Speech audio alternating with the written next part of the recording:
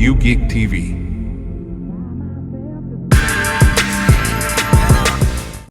So I was one of the people that wasn't really impressed with the Lion King remake that came out in 2019, and I didn't have a lot of expectations when it came to Mufasa. Maybe that's why this movie has ended up being one of the best films of this year. Let's get into it. A lion was born without a drop of nobility in his blood. A lion who would change our lives forever. Mufasa. Welcome back to U-Geek TV. I'm your host, Jarius Unapologetic Geek, and I'm back for another unapologetic review. This time we are talking about Mufasa, the Lion King, and I can't express enough how much I loved and enjoyed this movie. I did not get what I was expecting. I was expecting something to just be really a cash grab in a lot of ways, but they really took their time and crafted a great story. Barry Jenkins and his direction, I can't say enough about it. It is a wonderful movie, truly. On the front end, I'll give my spoiler-free review, and on the back end, pause, I'll give my spoiler-filled review because there are a lot of elements and themes I want to get into when it comes to the plot of this film. A lot of things I didn't expect again. But without further ado, here's the spoiler-free review. For starters, Mufasa is a legend, and this film treats him like a legend. They show you from the ground up what it takes to be king and why Mufasa was a perfect king.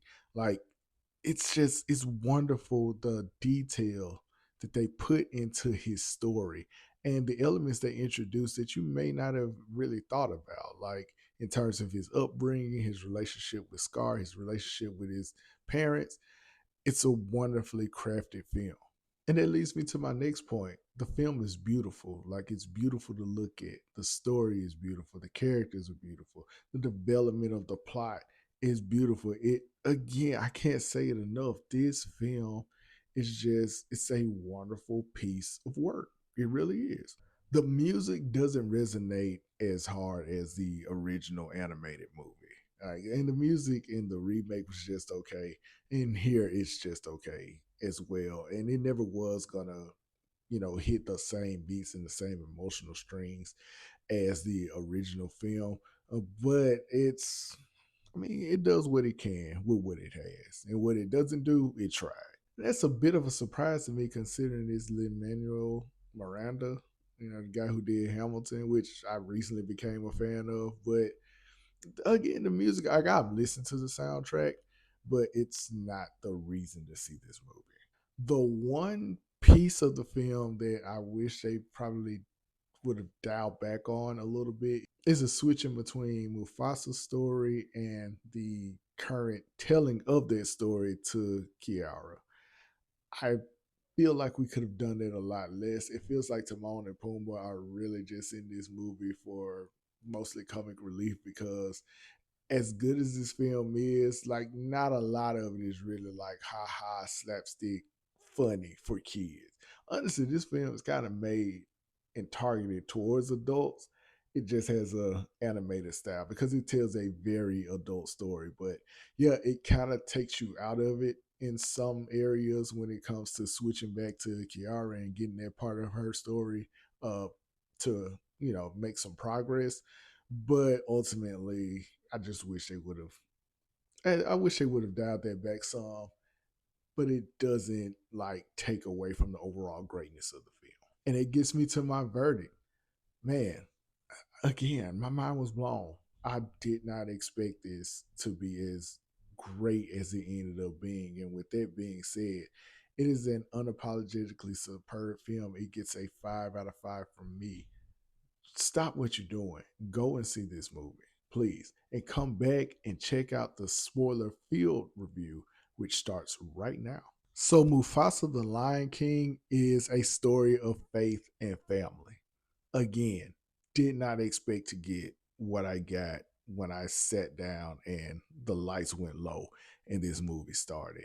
So we start the story off with Simba announcing that there is a new cub on the way to Olive Pride Rock, and Nala is off well, Beyonce, Nala. Oh my God. I'm not even gonna get into that.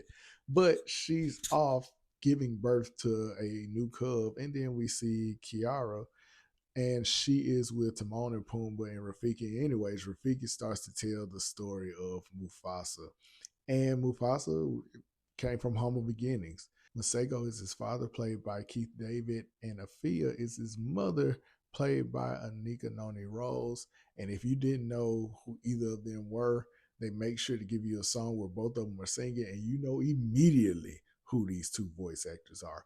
But yeah, they're just three lions trying to survive during the drought.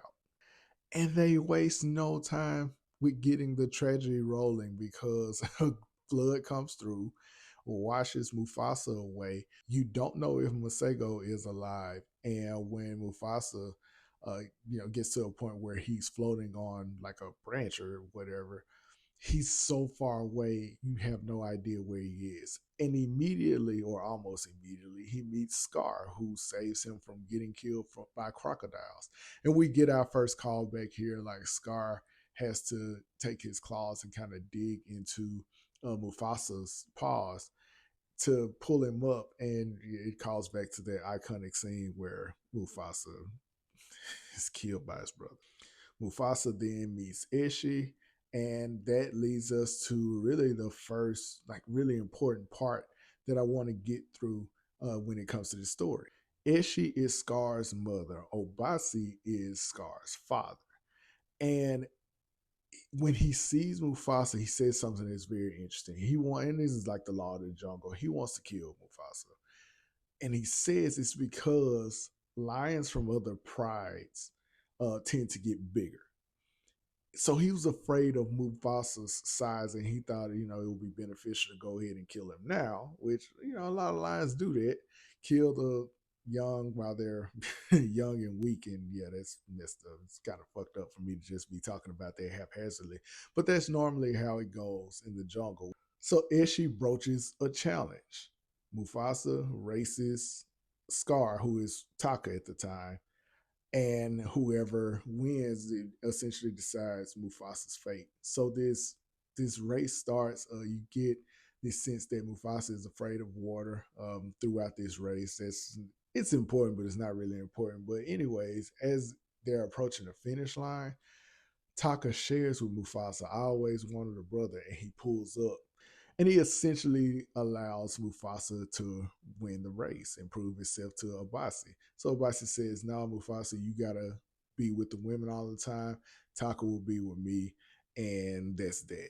Like, I'll allow you to live because a deal is a deal, but I still ain't fucking with you." And we get a montage and a song where Mufasa and Taka, they grow up, and this is where again it gets interesting when it comes to Abasi. Abasi is lazy. He's lazy, and there's a good bit of cowardice that you can see in him that eventually gets passed on to Taka. Like, we know where this story is going. And Abasi, even with Mufasa growing up, is still really dismissive of Mufasa. He's still sending Mufasa to be with the women, and of course, lionesses hunt. So Mufasa is not only becoming this great hunter, he's also very wise. And we see where Ishi knows that he has some gifts, and she's really nurturing those gifts. Like, Mufasa has this spiritual intuitiveness that really opens up a new element of the story, and that spirituality as well as faith. Mufasa is using this spiritual part of himself to try and find his mother. He's trying to find home. And Ishi is really working with him to try and find home. And whenever he has some doubts, like, she uplifts him. And then they go to hunt, and as they're hunting, they come across this other pride of lions. So there are two white male lions. Ishi and Mufasa fight them. Taka is there, and he cowers. He runs away. And as she sees him running away, Mufasa ends up killing one of the lions, and the other lion gets away. He goes back, he warns the pride, and they send a scout, and they're their or Mufasa's fears rather are confirmed, and you find out that it's a bunch of white lions who essentially are hunting across and on a conquest. And again, this shit is all captivating and interesting. Long story short, Abasi says, "Hey, you guys got to go. Like, I want Mufasa to protect Taka and preserve our bloodline. Taka, you'll go elsewhere and start a new pride, and we're gonna stand our ground here." But it's also shared by Ishi that Taka ran away, when she was being attacked by the White Lions, and Mufasa saved her life. And well, actually, Taka admits this. And Abasi takes Taka to the side and he tells him, "Look, we can't allow you to show weakness to the rest of the pride. You have another line, your brother that's with you, that honestly looks stronger than you." And he's trying to sit his son down and talk to him. But earlier in the film, he plants the seed in Taka's head that Mufasa, being stronger, being more capable, is eventually going to take what it is that he has, because it's the law of the jungle, and he's going to betray Taka. Again, Taka has this in his head, and of course, we know where this eventually goes. But he agrees to go with Mufasa, and they run away. And then Taka's pride is wiped out. Here we enter Kiros, the villain played by Mads Mikkelsen, who, oh my God, he's amazing here. And he's so creepy and unsettling. Like, his first introduction in the film, he kills the other son that survived. And it's pretty cold blooded. Like, he has some cold blooded lionesses and everything. He's also a big boy himself. He sings a song which, honestly, I kind of enjoyed the song. He has a pretty good villain song. It's not Be Prepared, but it's still solid in its own right. And he decides that he's gonna go and kill Taka and Mufasa as well. I'm trying to recall if it's here or a little bit later, but that's where we're introduced to the concept of what the Lion King is. The Lion King is honestly the last male lion standing, and every male in his lineage that comes after him, it's gonna be the Lion King going forward. Like, this is this is a tournament slash conquest where every line gets eliminated until there's one standing. Very Highlander-ish, to be honest. In Kairos's pride, they track down Mufasa and Taka and kind of reveal some more details, essentially getting to the circle of life. And he doesn't believe in the circle of life in the same way that Mufasa believes in it, in the way that Afia taught Mufasa to believe in it. His circle of life is, it stops with me. Yeah, what Kairos is essentially saying when it comes to the circle of life is, the circle of life ends with him and his bloodline. Like, that's the only circle that's going to be circling around here. So moving a little further, Taka and Mufasa are continuing to run from Kairos and his pride. They come across Sarabi, which that was pretty cool, seeing her into the fold. And here is where you start to kind of see where the turn from Taka on Mufasa is going to come in at. And I just want to say, up until this point, and really beyond this point, everyone is doing an excellent job in their role. Aaron Pierre is awesome as Mufasa. Kevin Harrison Jr. is amazing as Scar. And Tiffany Boone steps in and flows right in with the rest of them as Sarabi. And the banter, it starts immediately. And you see that competitiveness, even though it's not hardcore, kind of come out of Taka. He wants the affection of Sarabi, and he wants to shoot his shot. And eventually he shares this with Mufasa, and Mufasa tells him everything he needs to know to get with Sarabi. And it comes down to being selfless and being a great listener. And yet again, you're getting a glimpse into what it is that makes Mufasa a great king. It's his diplomacy. It's him really putting himself to the back and making sure the people, in this case, Taka, and their interests are first. But what's also interesting is he does not realize that he's a king yet. So then we get to Rafiki. Rafiki comes into the story. He's just been banished by people in his community because they see him as strange, because he's this spiritual being who really looks to premonitions and different things like that that kind of dictate the course of his life, not in a negative way because he uses his ability to help others, but it's just that's just how he is, and they think he needs to move on. And I love the peace that he has when he's told that he's being exiled. He states that he knows that his time here is up and it's time for him to move on, and that he has a destiny that awaits him beyond where he is in the Pride Lands.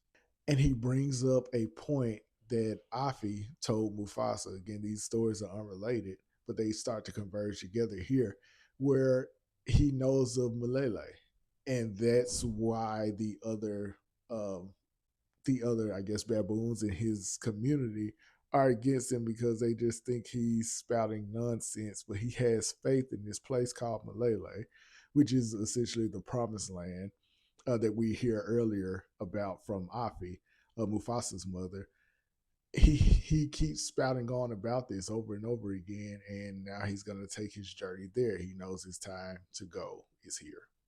Again, we end up seeing the greatness of Mufasa. Instead of Mufasa, who originally was hunting Rafiki, instead of him going ahead and killing him, he actually listens to Rafiki.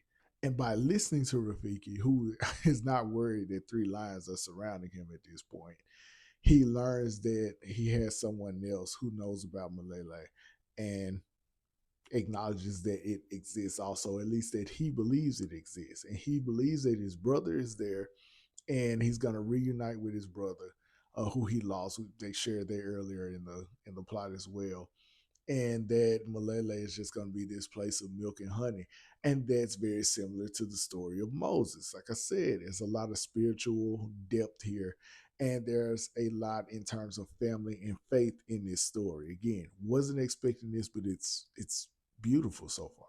So Kiros and his pride catches up with our heroes, and they decide that hey, we're gonna try and kill him again. There are a herd of elephants, and Sarabi starts a stampede with the elephants, and she's knocked unconscious. And Mufasa saves her and repeatedly tells her that I got you. But of course, she's unconscious again, and we see that Taka cowers again in the face of danger. They survive. The white lions can't get across this huge gorge, and Sarabi comes to, and Mufasa tells her that it was Taka that saved her, and Taka takes the credit. And you see that he still has some trepidation about taking the credit from Mufasa. Like he still wants to be a good brother to Mufasa, but he marches along because in his head, Mufasa is gonna be his right hand man. It's gonna be his servant. And he's doing what he's supposed to do. From there, we transition to these mountains, and Mufasa has the idea and tells Zazu. By the way, Zazu is here now to help them cover their tracks so the white lions can't catch them. And at this point, when they decide to kind of set up camp and get some rest overnight, Sarabi hears Mufasa say something where he says, I got you. And it clicks to her that Mufasa was the one that saved her. And we get basically the Sarabi and Mufasa version of Can You Feel the Love Tonight? And this is actually the best song in the film to me. And it's a beautifully done scene. And you also see in place of where in the original Can You Feel the Love Tonight, where Timon and Pumbaa sing about losing their friend, Taka kind of takes that role. And at this point, he feels that his brother has betrayed him, and he's basically gonna remedy the situation. He goes to the white lions, and this is the first bitch ass thing, like real bitch ass thing that he does. The other stuff was like low key bitch ass shit, but no, this is where Taka becomes Scar to me. This is a pivotal scene in the film, the way it plays out, and I love what Kevin Harrison Jr. does as a voice actor at this point, and what Barry Jenkins does as a director at this point. Scar or Taka approaches Kiros and tells him, well, look, you need me because you don't know where Mufasa is gone. Mufasa is the one who killed your father. You can end my bloodline, but I'm pledging my bloodline to you. I just don't want Mufasa around anymore because he has betrayed me. His voice changes. And in terms of Barry Jenkins' direction, he directs the animator, so to speak, to have uh, Taka kind of come into this subservient stance where his head is down and he's just putting himself beneath Kiros. Not unlike how he does when he's first confronted by Mufasa in the first film about being defiant and not coming to Simba's presentation to Pride Rock in the original Lion King movie. It's the way the scene plays out. It's expertly done, but Kevin Harrison Jr., he changes Taka's voice from Taka to Scar, and it becomes softer and more conniving and more manipulative, and it is expertly done. And from this point forward, to me, Taka is not Taka anymore. He's Scar in this moment, and his whole demeanor and everything changes. And Mufasa is noticing it, but the concept of Taka betraying him is so foreign, they still press forward. Well, they end up making it to Malele, and here is probably the most beautiful scene in the film for me. Rafiki sees this great tree in Malele that he's had visions of, that he said that he would meet his brother there.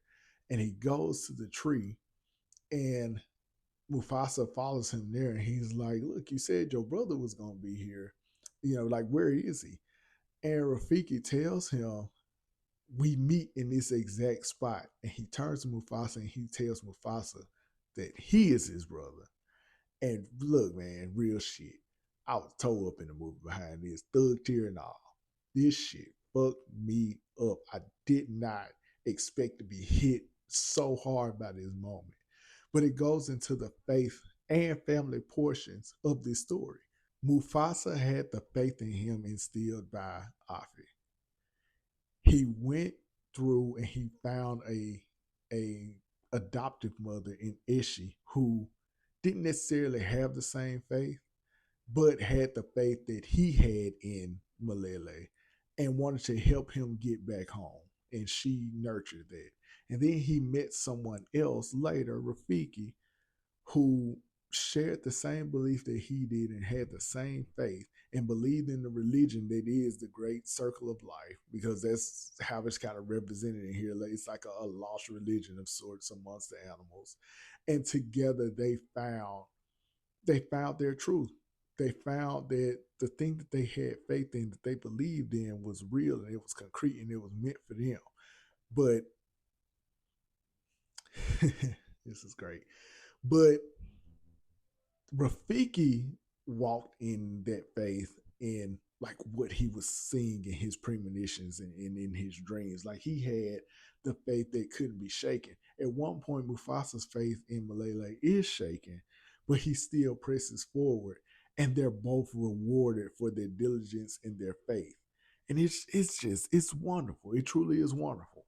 So when they make it to Malele, you find out that Taka has been leading Kairos and his pride to them the whole time. And here Kairos declares that he's about to take over Malele. And basically everybody who don't like that shit gotta go. And he challenges Mufasa to a battle. And it's a pretty well done fight, to be honest. And Sarabi, at this point, her faith in everything, her faith in Mufasa, again, another story about faith, her faith in Mufasa is at an all time high. She rounds up the other lionesses there and tell them, look, you got to protect your young. You have to. There's an intermission in the battle between Mufasa and Kairos, and it gets a little heavy handed because Mufasa essentially makes a speech about togetherness. And that is reflective on what's going on in the real world. Nothing wrong with the speech, but it was a little heavy handed. However, it was well done. And what eventually becomes the Pride Lands, Malele, those those animals, they come together and they fight back against Kairos' pride. Then Kairos gets 3, 2, 1. And Kairos gets Mufasa alone, tries to attack him, and at this point, Taka makes a choice and says, "No, I don't want you to kill my brother." And he actually pleads with Kairos not to do so, and he's given a scar in his eye for his trouble. And of course, he's scarred at this point. Well, in a physical sense. and they both take on Kiros. Long story short, Kiros drowns and is killed by Mufasa. And there's a second opportunity here for Scar to kill Mufasa in the same exact way he eventually does by burying his claws in his paws. But he pulls Mufasa up.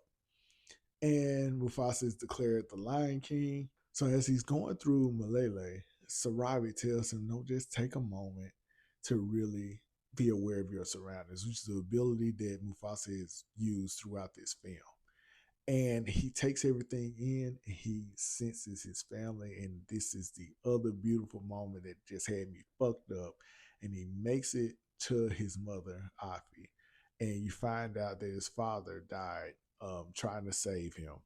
But they're reunited and she's so proud of him and all that. It's just, oh my God, this is a beautiful film. I can't, it's just a word that keeps coming to mind. It's just a beautiful film. And Rafiki tells him to take his place in the circle of life. And he goes on Pride Rock and roars for the first time. They mirror his roar with Kiara's roar because this is the end of the telling of this story. And she declares that she wished she would have met Mufasa. And Rafiki gives her a version of He Lives in You, and she goes on Pride on not Pride Rock. She's like in the Oasis over on her end, and he Mufasa is roaring, Kiara is roaring at the same time, and Mufasa's silhouette comes into the clouds just as it did Simba in the original Lion King. And the way they played the rest of this movie out, the last 15 minutes of this movie are just on another level. It's just beautiful storytelling through and through. But they wrap everything up. At the end, Kiara meets her brother and tells him that she has a story to tell him, basically being a symbol of the circle of life. It's starting over again and it's being passed on to another generation. And there's something else I liked about this film. This film doesn't like explicitly tell you, hey, this is what's happening. This is the circle of life. This is He Lives in You. They don't they say it like eventually, but they don't just hardcore tell you that's what they're saying. They let the story speak for those motifs. They let the story speak for those pieces of dialogue instead of again just flat out telling you. And Barry Jenkins, he's a genius for this film. Last thing though, Beyonce only has two lines in this film, and she makes Nala sound like she's from Houston twice. And we just can't have that. So, Mufasa, the Lion King, what did you think of it? Let me know in the comments. Continue to like, continue to share, continue to subscribe. Thank you for your support. And until next time, I'm Jari, son apologetic geek, and I am